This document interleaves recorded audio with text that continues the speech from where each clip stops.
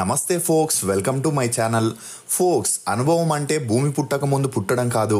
ఏదైనా మాట్లాడే ముందు ఎదుటి వ్యక్తి మనసు నొచ్చుకోకుండా ఆలోచించే మాట్లాడే బుద్ధి ఉండడం.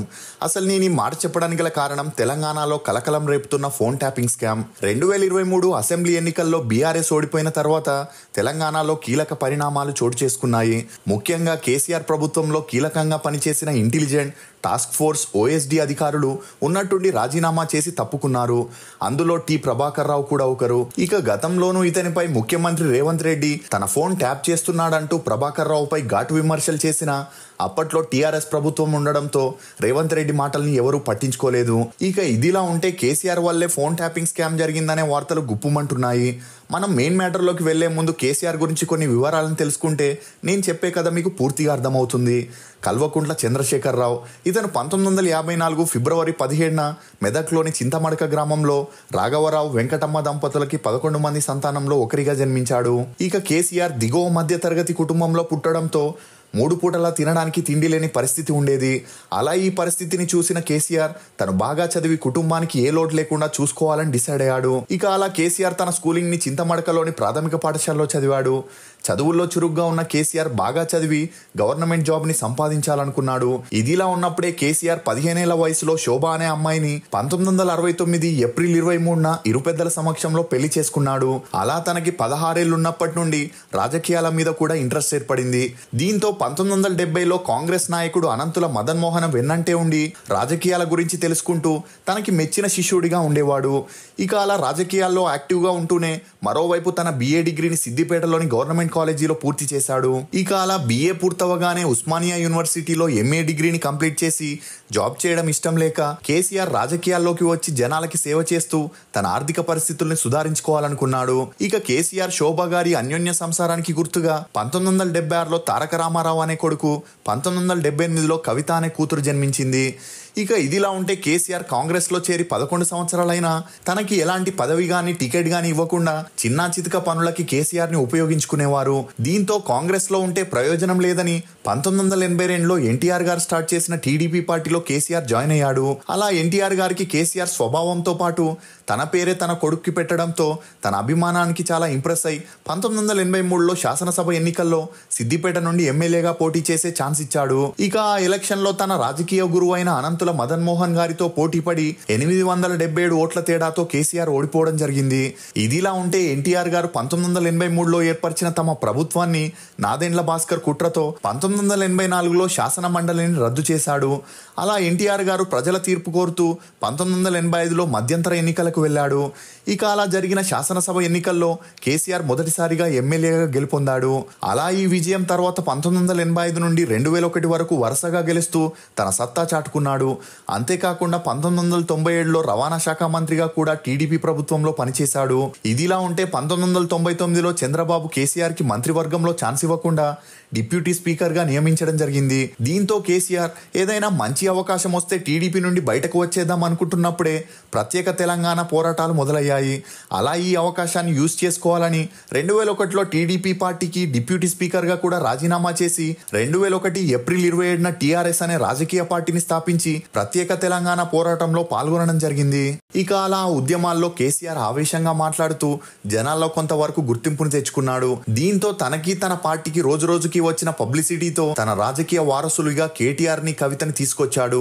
ఇక ఆంధ్ర తెలంగాణ కలిసి ఉంటే టీడీపీ లేక కాంగ్రెస్ మాత్రమే అధికారంలోకి వస్తుందని, దీంతో తనకి సీఎం అయ్యే అవకాశం ఉండదని, ప్రత్యేక తెలంగాణ రాష్ట్రం వస్తేనే తను సీఎం అవ్వచ్చనే ఉద్దేశంతోనే కేసీఆర్ 2009 నవంబర్ 29న ఆమరణ నిరాహార దీక్షను చేపట్టాడు. ఇక అలా తెలంగాణ వచ్చుడో కేసీఆర్ సచ్చుడో అనే నినాదంతో ఈ దీక్షను చేపట్టాడు. అలా ఆ తర్వాత 10 రోజులు పోరాటం చేయడంతో నేషనల్ వైడ్ గా కేసీఆర్ ఫేమస్ అయ్యాడు. ఇదే న్యూస్ అన్ని చోట్ల వైరల్ అవ్వడంతో కేంద్ర మంత్రిగా ఉన్న పి చిదంబరం గారు స్పందిస్తూ తెలంగాణ రాష్ట్ర ఏర్పాటు ప్రక్రియ మొదలు పెడుతున్నట్లు అనౌన్స్ చేయడంతో కేసీఆర్ తన దీక్షను విరమించుకున్నాడు. ఇక ఈ క్రమంలోనే తన రాజకీయ పార్టీని అధికారంలోకి తీసుకురావాలని తెలంగాణలోని ప్రతి ఒక్క ఊరికి వెళుతూ ప్రచార కార్యక్రమాల్ని కూడా చేస్తుండేవాడు. ఇక అలా ఎప్పుడైతే 2014లో ప్రత్యేక తెలంగాణ వచ్చిందో అదే సమయంలో టీడీపీ, కాంగ్రెస్ తో పాటు టీఆర్ఎస్ కూడా ఎలక్షన్ బరిలోకి దిగాయి. కానీ అప్పటికే కేసీఆర్కి జనాల్లో ఉన్న పాపులారిటీతో టీఆర్ఎస్ భారీ మెజారిటీతో గెలుపొందింది. అలా టీఆర్ఎస్కి దొరికిన ఆదరణను చూసి టీడీపీ ఆంధ్ర రాజకీయాలకే పరిమితం అవ్వాల్సి వచ్చింది. అలా ఆ తర్వాత కేసీఆర్ గవర్నమెంట్ వచ్చిన కొన్ని రోజులకే 796 ఎకరాల గవర్నమెంట్ ల్యాండ్ని 1000 కోట్లకి ఇల్లీగల్గా ప్రైవేట్ కంపెనీకి అమ్మేశాడనే వార్తలు వైరల్ అయ్యాయి. దీంతో సిబిఐ రంగంలోకి దిగాల్సి వచ్చింది. ఇక అలా కేసీఆర్ 3 పూటల తిండి లేని పరిస్థితి నుండి 2000 కోట్ల నెట్వర్త్ ని కలిగి ఉండడం గమనార్హం. ఇదిలా ఉన్నప్పుడే 2019 ఎలక్షన్స్ లో కేసీఆర్ పై నమ్మకం కోల్పోయిన జనాలు తనకి ఓట్లు వేయకూడదనుకున్నారు. కానీ కేసీఆర్ ప్రతి ఒక్క సభలోనూ సెంట్రల్ గవర్నమెంట్ నుండి ఫండ్స్ రావట్లేదని, తను చెప్పిన స్కీమ్స్ అమలు చేయడానికి వారు అనుమతి ఇవ్వట్లేదని మిస్టేక్స్ అన్నింటినీ సెంట్రల్ గవర్నమెంట్ మీద తోసేయడం జరిగింది. ఇక అలా జనాలు కూడా ఈ మాటల్ని నమ్మి మళ్ళీ కేసీఆర్ని 2019లో సీఎంగా చేశారు. ఇదే సమయంలో కేసీఆర్ తన సామాజిక వర్గానికి చెందిన అధికారుల్ని ముఖ్యమైన డిపార్ట్మెంట్స్లో ఫిక్స్ చేయడం జరిగింది. అలా 5 సంవత్సరాలు గడిచిన తర్వాత 2023లో జరిగిన ఎలక్షన్స్లో టీఆర్ఎస్ కాంగ్రెస్ చేతిలో ఓడిపోవడం జరిగింది. ముఖ్యంగా ఈ 10 ఏళ్ల పాలనలో తెలంగాణ ప్రజలు సంతృప్తి చెందకపోవడంతో కాంగ్రెస్కి ప్రభుత్వాన్ని ఏర్పాటు చేసే అవకాశం ఇచ్చారు. ఇక అలా ఎప్పుడైతే కేసీఆర్ ప్రభుత్వం పడిపోయిందో తన హయాంలో పనిచేసిన జెన్కో ఎండి డి ప్రభాకర్ రావు, ఐఏఎస్ అధికారి రమణాచారి, ఐపీఎస్ అధికారి టి ప్రభాకర్ రావు కూడా తమ పదవులకి రాజీనామా చేశారు. ఇక ఇదిలా ఉంటే 2023 డిసెంబర్ 4వ తేదీన టీఆర్ఎస్ పార్టీ ఓడిపోయిందని తెలుసుకొని అదే రోజు ఎస్ఐబిలో అంటే స్పెషల్ ఇంటెలిజెన్స్ బ్యూరోలో డిఎస్పీగా పనిచేసే ప్రణీత్ రావు మొదటిగా సీసీటీవీని ఆఫ్ చేసి ఎస్ఐబిలోని ట్యాపింగ్ డివైస్ ని ధ్వంసం చేసి లాగర్ రూమ్ లో ఉన్న 42 హార్డ్ డిస్క్లని 1610 పేజెస్ ఉన్న ఒక ఫైల్ ని కూడా తీసుకొని అక్కడి నుండి వెళ్ళిపోవడం జరిగింది. ఇక అలా తీసుకెళ్లిన హార్డ్ డిస్క్లని ఫైల్ ని తగలెట్టి వికారాబాద్ అడవుల్లోనూ కొన్ని చెరువుల్లోనూ పడేసి నాశనం చేశాడు. ఇక ఇదిలా ఉంటే ఎస్ఐబిలో ఉండే డీసీపీ విజయ్ కుమార్ హార్డ్ డిస్క్ల మిస్సింగ్, ట్యాపింగ్ డివైస్ ధ్వంసం చేసిన విషయంలో ఇన్వెస్టిగేషన్ స్టార్ట్ చేయగా మొదట్లో సీసీటీవీ ఆఫ్ చేసి ఉండడం తెలుసుకొని అక్కడే ఉన్న పీసీలని, ఎస్ఐలని విచారించగా వారు ప్రణీత్ రావు చెప్పడంతోనే సీసీటీవీని ఆఫ్ చేశామని చెప్పడం జరిగింది.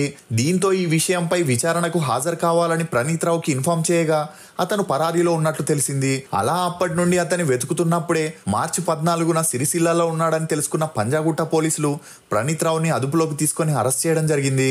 ఇక అలా నాంపల్లి కోర్టులో స్పెషల్ ఇంటెలిజెన్స్ బ్యూరో ప్రణీత్ రావుని హాజరుపరిచి 7 రోజుల కస్టడీని అడగగా అందుకు కోర్టు పర్మిషన్ ఇవ్వడం జరిగింది. ఇక అలా ఇన్వెస్టిగేషన్ లో ప్రణీత్ రావు తను హార్డ్ డిస్క్లని పడేసిన చోటుని ఎస్ఐబి వారికి చూపించడం జరిగింది. దీంతో కొన్ని హార్డ్ డిస్క్లని కలెక్ట్ చేసి ఎస్ఐబి వారు వాటిని ఎలాగైనా రికవరీ చేసేందుకు ట్రై చేస్తున్నట్లు తెలుస్తుంది. ఇక అలా ప్రణీత్ రావుని హార్డ్ డిస్క్ల గురించి అడిగిన ఎస్ఐబి వారికి ఒళ్ళు గగురు పుడిచే నిజాలు తెలిసాయి. అవేంటంటే ఆ హార్డ్ డిస్క్లు ఫోన్ ట్యాపింగ్ల కోసం ఉపయోగించారని, ఈ ట్యాపింగ్ సాఫ్ట్వేర్ ని 300 కోట్లు పెట్టి ఇజ్రాయెల్ నుండి తీసుకొచ్చినట్లు చెప్పుకొచ్చాడు.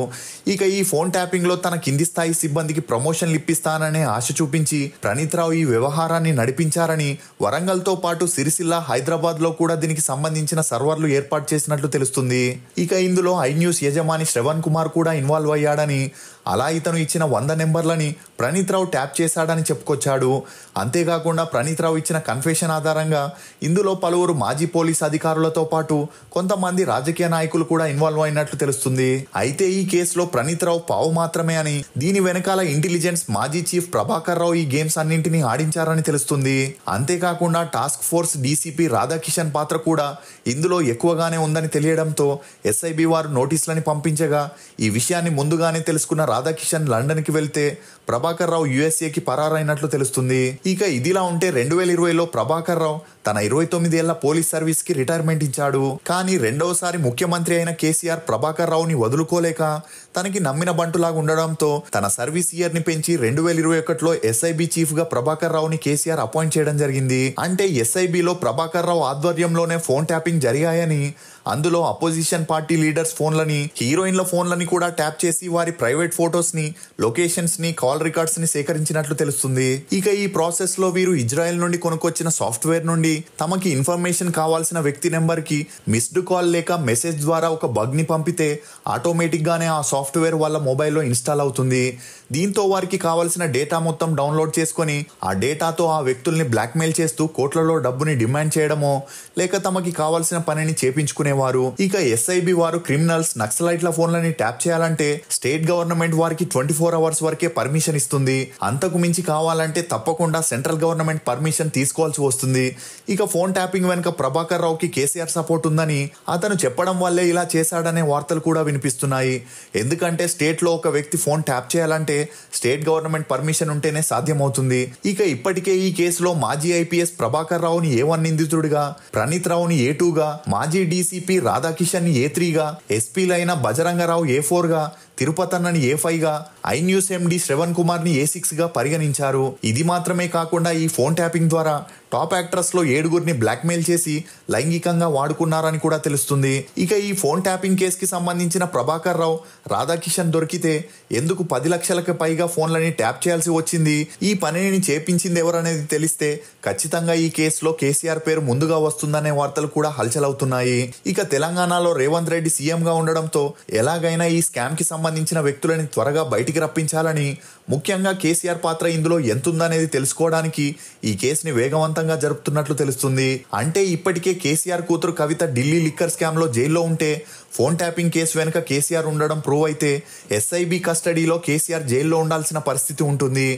ఏదేమైనా ఎంతో కష్టపడి సంపాదించుకున్న తమ అధికారాలని ఇలా మిస్యూజ్ చేసుకొని బ్లాక్మెయిల్ చేస్తూ కోట్లాది రూపాయలు సంపాదించడం దారుణమనే చెప్పొచ్చు. అంటే ప్రజలకి సేవ చేయాల్సిన అధికారులు, రాజకీయ నాయకులే ఇలా భక్షకులుగా మారితే సామాన్య ప్రజల పరిస్థితి ఏంటనే ప్రశ్నలు కూడా తలెత్తుతున్నాయి. త్వరలోనే ఈ స్కామ్ కి సంబంధించిన అపరాధులు దొరికి వారికి కఠిన శిక్ష పడాలని CROIS తరపు నుండి కోరుకుందాం. ఫోక్స్, హద్దులకు మించిన ఆశలున్నట్లయితే శక్తికి మించిన కష్టాలు పడాల్సి వస్తుంది. ఇది ఫోక్స్ ఫోన్ ట్యాపింగ్ స్కామ్ వెనుకున్న కొన్ని నమ్మలేని నిజాలు. ఈ వీడియో మీద మీ అభిప్రాయాన్ని కమెంట్ సెక్షన్ లో తప్పకుండా తెలియజేయండి. మేము చేసిన ఈ వీడియో మీకు నచ్చినట్లయితే ఒక లైక్ ద్వారా మీ సపోర్ట్ ని మాకు తెలియజేయండి. For more interesting videos please subscribe to CROIS. Thank you.